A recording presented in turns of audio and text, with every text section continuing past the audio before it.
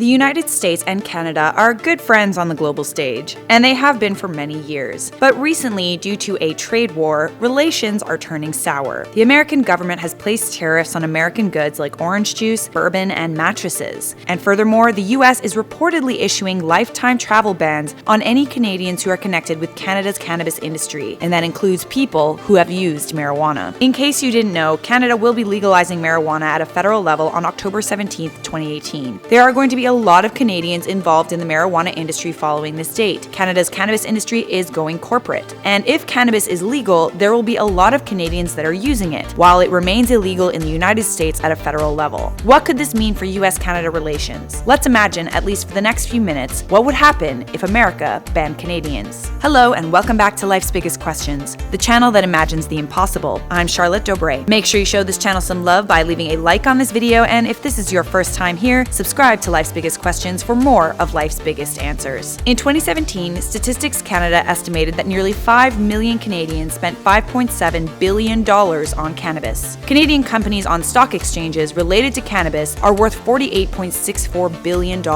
Another statistic, 49.4% of Canadian men and 35.8% of Canadian women admit to using marijuana at some point in their lives. Even if Canadians invest in stocks related to the cannabis industry, they may experience issues at the border. A prominent businessman named Sam Znamer has already been banned for life from entering the United States even though he didn't admit to personally using marijuana, and he's not the only one. According to U.S. immigration lawyer Len Saunders, the number of Canadian business people denied entry to the United States and given lifetime travel bans is growing. So now that you know that the chances of America banning Canadians is very high, let's talk about what might happen. Once a Canadian is banned for life, they would have to seek help through an immigration lawyer to obtain a legal waiver. But the cost of getting one of these waivers is expensive. Not to mention, it will take up to a year to process. One of these waivers will cost $585 US, according to the US Customs and Border Protection website. If you can manage to get one, these waivers will be good for 1 to 5 years. A Canadian will have to do this every time they wanted to cross the border into Canada. This would definitely make traveling to the States a bit of a pain in the ass. Actually, a huge pain in the ass. Most people would avoid it unless absolutely necessary. If America banned Canadians, that would make a lot of things very difficult. Think about professional sports. American teams, if they are continuing to play against Canadian teams, would only be allowed to play on Canadian soil, if at all. There are also a lot of artists, actors, musicians, writers who travel to the United States for work, to perform, to make movies, all of whom will have difficulties gaining entry. Your buddy Drake? Yeah, he probably won't play shows in the United States anymore, or at least not as many. And let's not forget how the ban could affect tourism. In 2017, Canadians crossed the US border more than 20 million times. Canadian travel to the United States went up 5% in comparison with the previous year. But travel from other countries to the United States actually decreased in recent years. United States tourism is a huge industry, a $1.5 trillion